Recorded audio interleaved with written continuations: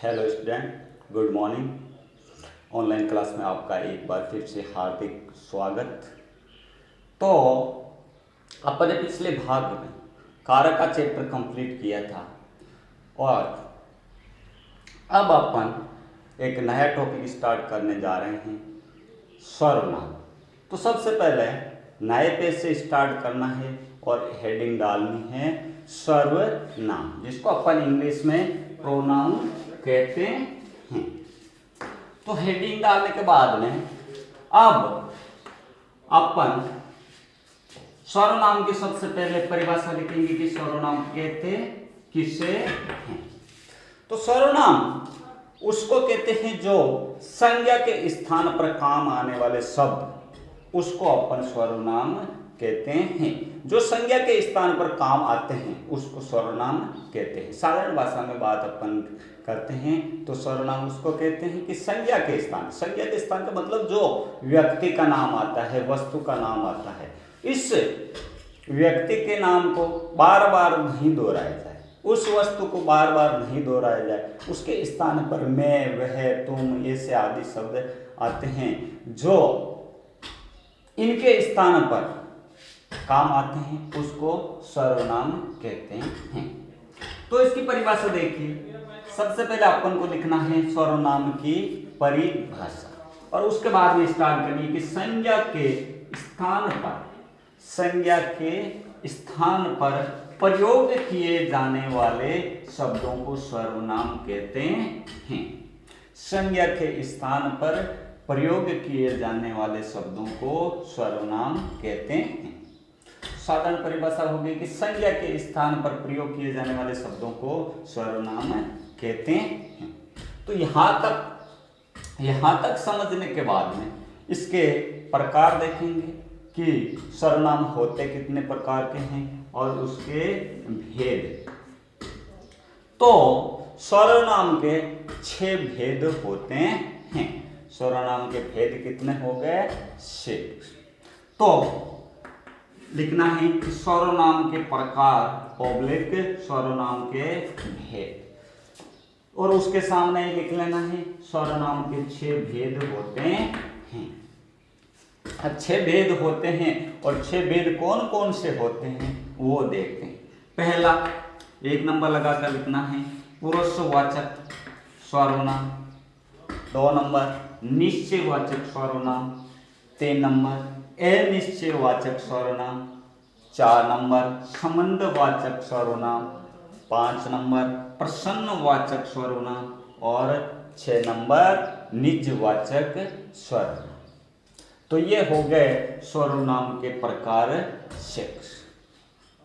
अब 6 प्रकार हो गए। 6 प्रकार होने के बाद में अपन देखेंगे कि पुरुषवाचक सर्वनाम क्या होता है, निजवाचक क्या होता है, अनिश्चयवाचक क्या होता है, संबंधवाचक क्या होता है, निजवाचक क्या होता है। तो ये सर्वनाम के भेद ये होते किस प्रकार से, इनकी परिभाषाएं और इनके उदाहरण देकर अपन करेंगे। तो सबसे पहले अपन को 1 नंबर लगाकर लिखना है पुरुषवाचक सर्वनाम। हाँ, अब अपन 1 नंबर लगाकर लिखते हैं पुरुषवाचक सर्वनाम। पुरुषवाचक सर्वनाम कहते किसे? कि जो सर्वनाम बोलने वाले, सुनने वाले या किसी अन्य व्यक्ति के लिए आए उसे पुरुषवाचक सर्वनाम कहते हैं। कि जो सर्वनाम शब्द जो स्वयं बोलने वाले या सुनने वाले या किसी अन्य व्यक्ति के लिए, तीसरे व्यक्ति के लिए आए उसे पुरुषवाचक सर्वनाम कहते हैं। तो इसकी परिभाषा लिखनी है। जो सर्वनाम बोलने वाले, सुनने वाले या किसी अन्य व्यक्ति के लिए आए उसे पुरुषवाचक सर्वनाम कहते हैं। जैसे मैं, हम, तुम, आप, वह आदि। मैं स्वयं के लिए आया है, जो स्वयं बोलने वाले व्यक्ति के लिए आया है, खुद के लिए आया है। हम आपस में दो होते हैं उसके लिए हम, और तुम दूसरे के लिए जो किसी को बात बता रहा है, या तुम, आप, वह, ऐसे सर्वनाम शब्द होते हैं वो पुरुषवाचक में आते हैं। अब देखिए उसके आगे सर्वनाम, पुरुषवाचक सर्वनाम के 3 प्रकार होते हैं। पुरुषवाचक सर्वनाम के भी 3 भेद होते हैं। 3 भेद कौन कौन से होते हैं मैंने यहाँ पर सारणी बनाकर बता दी है कि सारणी बनाने के बाद में देखिए यहाँ पर उत्तम पुरुष लिख दिया, मध्यम पुरुष लिख दिया, अन्य पुरुष लिख दिया, और किन के लिए काम आ रहा है और कौन कौन से शब्द इसके लिए उपयोग में आ रहे हैं, कौन कौन से सर्वनाम शब्द इस्तेमाल किए जा रहे हैं, वो भी मैंने लिख दिए हैं। तो एक नंबर उत्तम पुरुष, 2 नंबर मध्यम पुरुष, और तीसरा अन्य पुरुष। उत्तम पुरुष क्या होता है? स्वयं वक्ता के, जो स्वयं के लिए बात होती है वहां पर उत्तम पुरुष होता है। और उसके लिए सर्वनाम कौन सा काम आता है? मैं या हम। जिस प्रकार से मैं उदाहरण बताता हूं कि मैं क्या कर रहा हूं, आपको पढ़ा रहा, तो वहां पर मैं ऐसे बता सकता हूं कि मैं श्यामलाल आपको पढ़ा रहा हूं, या मैं सीधा ये से कह सकता हूं कि मैं आपको पढ़ा रहा हूं, हम आपको पढ़ा रहे हैं। तो बार बार वहां पर मैं श्यामलाल, मैं ऐसे करता हूं, मैं ऐसे करता हूं, मैं श्यामलाल से करता हूं, तो ऐसा नहीं आना चाहिए। वहां पर उसके स्थान पर मैं आ जाता है और हम आ जाता है, क्योंकि बार बार किसी का नाम आने से उस वाक्य में क्या हो जाता है, थोड़ा सा वाक्य ऐसा लगता है कि बार बार किसी का नाम आ रहा है, तो उसके स्थान पर मैं या हम काम में ले सकते हैं। मध्यम पुरुष क्या होता है? श्रोता के लिए, सुनने वाले के लिए काम आता है मध्यम पुरुष। और उसके लिए कौन सा सर्वनाम इस्तेमाल काम में लिया जाता है? तुम, आप। जैसे तुम कल विद्यालय आना, और मैं ऐसे कह सकता हूं कि आप कल स्कूल आना। इसी प्रकार से तीसरा अन्य पुरुष का मतलब क्या हो जाता है? जो दूर है अपन से, दूसरे गांव में है या दूर है, उसके लिए, जैसे वह या वह। जिस प्रकार से वह अजमेर में रहता है, वह अजमेर में रहता है, वह अजमेर में रहता है, या वह जयपुर में रहता है। इस प्रकार का अन्य दूर रहता है, उसके लिए काम में लिया जाता है वह या वह।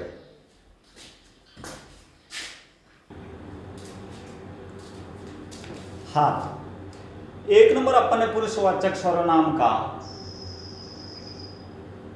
पूरा किया, तो उसके बाद में अपन 2 नंबर लगाकर लिखेंगे निश्चयवाचक सर्वनाम।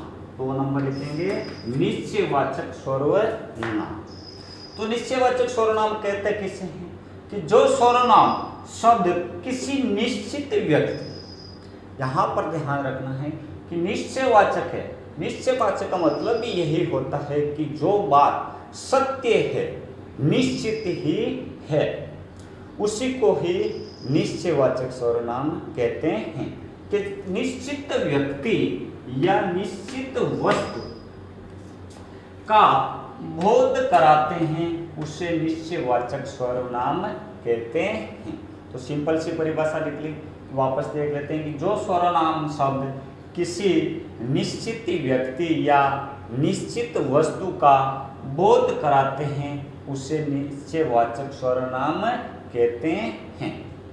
जैसे यह, वह, यही, वहीं, ये आदि। ऐसे शब्द अगर वाक्य में आए तो अपन को यहाँ पर ध्यान रखना है कि वहाँ पर किसी निश्चित चीज के बारे में आए तो वहाँ पर निश्चयवाचक सर्वनाम होता है।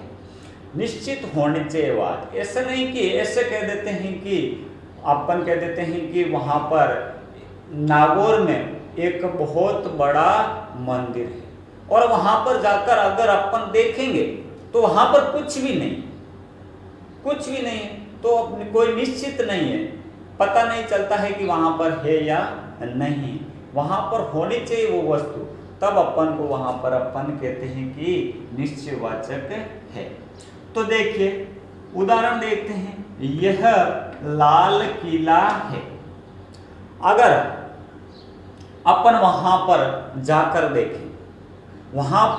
देखेंगे और लाल किले के सामने खड़े हैं, अपन मान लो सभी देखने के लिए गए हैं लाल किला और देखने के गए और उसके सामने खड़े हैं, और अपन कोई ऐसा एक व्यक्ति या कोई एक ऐसा छात्र बता रहा है कि वह लाल किला है, तो वहां पर जाने के बाद में देखने के बाद में अपन को निश्चित पता हो गया कि यहाँ पर लाल किला है। तो यह शब्द किसके लिए आया है? लाल किले के लिए आया है। वहां पर देखिए सर्वनाम शब्द नहीं आया है, किसी का नाम नहीं आया, यह काम में आया है। तो यहाँ पर किसी निश्चित चीज का पता चलता है कि यह लाल किला है। तो ऐसा अगर अपन को वाक्य मिल जाए, निश्चित बात का पता चलता है, वहां पर निश्चयवाचक सर्वनाम होता है। 2 नंबर देखिए, वह मेरा पेन है। वह मेरा पेन है। तो इस उदाहरण को समझिए कि समझना है कि किसी का पेन गुम हो गया और किसी का पेन गुम हो गया। अब अध्यापक ने सभी स्टूडेंट्स को बाहर निकाल दिया और क्लास से बाहर निकाल दिया और 5-7 पेन वहां पर रख दिए। अब 5-7 पेन वहां पर रख दिए, अब उसमें से देखना है कि जिसका पेन गुम हुआ है वह इनमें से सभी में से कौन सा है। अगर उसको अपन का पेन, खुद का पेन का पता है कि मेरा पेन ऐसा था, तो वह बता देगा कि ये मेरा पेन है। अगर उसको पता नहीं है तो वह नहीं बता सकता कि मेरा पेन कौन सा है। तो निश्चित चीज का पता चलता है, उसी को ही अपन निश्चयवाचक सर्वनाम कहते हैं। तो यह उदाहरण था कि वह मेरा पेन है। अगर निश्चित अपन को पता है कि यह मेरा ही पेन है, तब तो अपन बता सकते हैं कि यह मेरा ही पेन है। आगे देखिए, ये मेरे छोटे चाचा जी हैं। ये मेरे छोटे चाचा जी हैं। यहाँ पर देखिए ये आया है और किसके लिए आया है? चाचा जी के लिए आया है। तो चाचा जी ये बता रहा है कि ये खड़े हैं जो मेरे छोटे क्या हैं? चाचा जी हैं। तो ये शब्द किसके लिए? चाचा जी के लिए आया है। ये सर्वनाम शब्द है।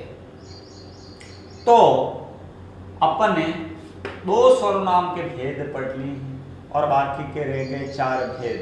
जो 4 भेद रह गए हैं उसको अपन नेक्स्ट अगले वाले भाग में, अगले वाले वीडियो में अपन 4 भाग बाकी रह गए सर्वनाम के, वो कंप्लीट करेंगे। तब तक इन दोनों को, जो भी अपन ने सर्वनाम की परिभाषाएं और सर्वनाम कहते किसे हैं, उसके प्रकार कितने होते हैं, उसमें से अपन ने 2 प्रकार पढ़ लिए हैं। वो 2 प्रकारों के उदाहरण को समझना है, इनकी परिभाषाओं को समझना है, और उसके बाद में अपन नेक्स्ट वीडियो में जो अगले प्रकार रह गए सर्वनाम के वो पढ़ेंगे। तब तक के लिए धन्यवाद। थैंक्स।